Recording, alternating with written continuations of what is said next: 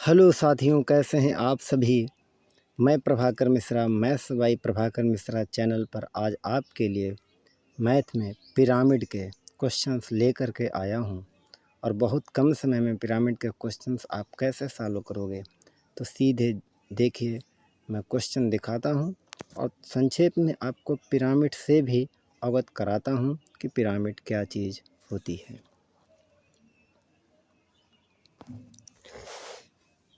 Questions आपके सामने है। क्वेश्चंस है कि पिरामिड एक 10 मीटर लंबे चौड़े वर्गाकार मैदान पर पिरामिड का क्वेश्चन है कि एक 10 मीटर लंबे चौड़े वर्गाकार मैदान पर 12 मीटर ऊंचा पिरामिड के आकार का तंबू बनाना है, तो आवश्यक कपड़े की मात्रा क्या होगी। ऑप्शन में 360 वर्ग मीटर, 400 वर्ग मीटर, 240 वर्ग मीटर और 260 वर्ग मीटर। तो साथियों, सबसे पहले हम जानेंगे दोस्तों कि पिरामिड किस शेप में बनती हैं। तो पिरामिड का आधार त्रिभुजाकार भी हो सकता है, आयत के आकार का भी हो सकता है, वर्ग के भी आकार का हो सकता है, पंचभुज के आकार का, खटभुज के आकार का। तो मतलब है यानी षटभुज के आकार का। तो मतलब है कि पिरामिड का आधार बहुभुजाकार होता है। बहुभुजाकार का मतलब तीन भुजा का, चार भुजा का, पाँच भुजा का, छः भुजा का। दो भुजा का तो होगा नहीं, बाकी 3, 4, 5, 6 ऐसे। तो जैसे ये वर्ग के आकार का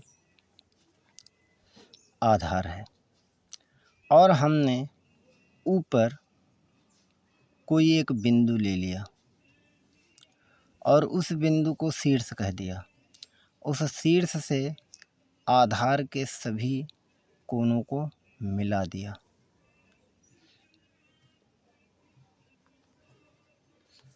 जैसे ही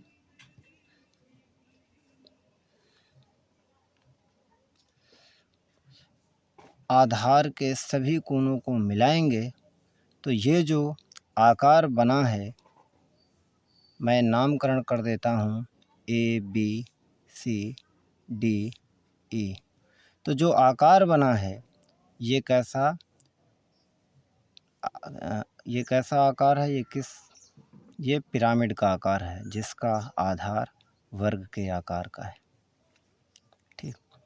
अब अगर क्वेश्चंस कभी पिरामिड के लगाना हो तो अगर आपको याद रखने की ज़रूरत नहीं है पिरामिड का क्वेश्चन लगाने में, आप सीधे फार्मूला याद कीजिए शंकु के, और शंकु के वक्र पृष्ठ से पिरामिड के वक्र पृष्ठ का फार्मूला बना लेंगे। शंकु के आयतन से पिरामिड के आयतन का फार्मूला बना लेंगे। शंकु के संपूर्ण पृष्ठ से पिरामिड के संपूर्ण पृष्ठ का फार्मूला बना लेंगे। तो देखो कैसे बनाएंगे। आपको पता होगा कि शंकु का वक्र पृष्ठ होता है pi R L. Clear. Pi R क्या होता है, अरे अगर 2 पाई आर तो पूरी परिधि होती। पाई आर क्या है, आप जानते हो कि 2 पाई आर तो पूरी परिधि होती है यानी परिमाप होता है। तो पाई आर तो क्या होगा, अर्ध परिमाप होगा। क्लियर। पाई आर क्या होगा, अर्ध परिमाप होगा। और गुणे यल क्या होती है, शंकु की तिरछी ऊंचाई। तो यहाँ किसकी तिरछी ऊंचाई हो जाएगी, पिरामिड की तिरछी ऊंचाई। तो देखिए हमने पाई आर एल से पिरामिड के वक्र पृष्ठ का फार्मूला, पाई आर से मतलब अर्ध परिमाप गुणे तिरछी ऊंचाई, ये पिरामिड के वक्र पृष्ठ का फार्मूला होता है। अब यहाँ पर अर्ध परिमाप कैसे निकालेंगे, किसका अर्ध परिमाप, आधार का अर्ध परिमाप। देखिए आधार 10 मीटर लंबा चौड़ा वर्गाकार है, तो ये भुजा 10, 10, 20, 10, 30, 10, 40, आधार का परिमाप हो गया 40। तो अर्ध परिमाप कितना हो गया, 20। क्लियर। और गुणे तिरछी ऊंचाई, फार्मूला में क्या बनना है, गुणे तिरछी ऊंचाई। तो तिरछी ऊंचाई कैसे निकालेंगे, देखिए शीर्ष से आधार पर जो डाला गया लंब होता है वह पिरामिड की ऊंचाई होती है। ठीक। और पिरामिड की तिरछी ऊंचाई क्या होती है? जो आधार है, आधार की अगर हम किसी भी भुजा को ले लें, ये ले लें, ये ले लें, आधार की किसी भी भुजा को ले लें, अगर जैसे मान लिया मैंने ये भुजा ले लिया, कौन सी? CE, और उस आधार की कोई भुजा का मध्य बिंदु ले लें, आधार की कोई भुजा का मध्य बिंदु, तो उस मध्य बिंदु से, आधार के भुजा के मध्य बिंदु से शीर्ष को मिलाने वाली जो रेखा होती है, उस रेखा की लंबाई, यहाँ से ये लंबाई A से, इसको मान लिया हमने F नाम दे दिया, तो A से F यानी मध्य बिंदु को मिलाने वाली जो रेखा होगी वो क्या कहलाएगी? तिरछी ऊंचाई।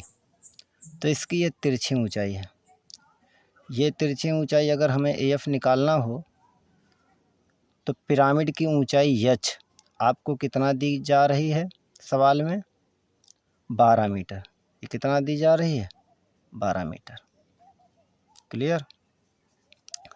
और ये देखिए मध्य बिंदु था, तो ये DE कितना था? 10। तो ये कितना हो जाएगा? मान लिया मैंने G ने इसका नाम दे दिया, तो GF कितना हो जाएगा? 10 के आधे 5। अब देखिए ये ज़मीन पर G पॉइंट है, तो पता है AG 12 और GF 5 और ये 90 डिग्री का कोण बनेगा। तो कर्ण इस त्रिभुज AGF में कर्ण कितना हो जाएगा? 13। 5, 12, 13 ट्रिपलेट्स होती है, आप जानते हो। यानी कर्ण बराबर अंडरवुड लंब का स्क्वायर प्लस आधार का स्क्वायर, ऐसे भी निकाल सकते हो, या सीधे सीधे ट्रिपलेट याद रखो, 5, 12, 13। तो AF आपको पता है, मिल गई 13। AF क्या है? त्रिभुज के किसी भी पिरामिड के आधार की कोई भी भुजा के मध्य बिंदु को शीर्ष से मिलाने वाली रेखा तिरछी ऊंचाई। तो तिरछी ऊंचाई कितनी हो गई? 13।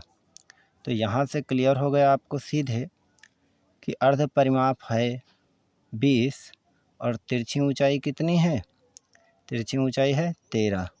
तो 13 दूनी 26। देखिए 13 दूनी 26, तो 260 वर्ग मीटर या मीटर स्क्वायर, यही क्या होगा? इसका वक्र पृष्ठ। और जो भी कपड़ा लगेगा, भाई ज़मीन, आधार तो ज़मीन पर है, तो आधार तो बनाने में कोई कपड़ा लगेगा नहीं। तो जो केवल वक्र पृष्ठ जो होगा उसी क्षेत्रफल का कपड़ा लगेगा।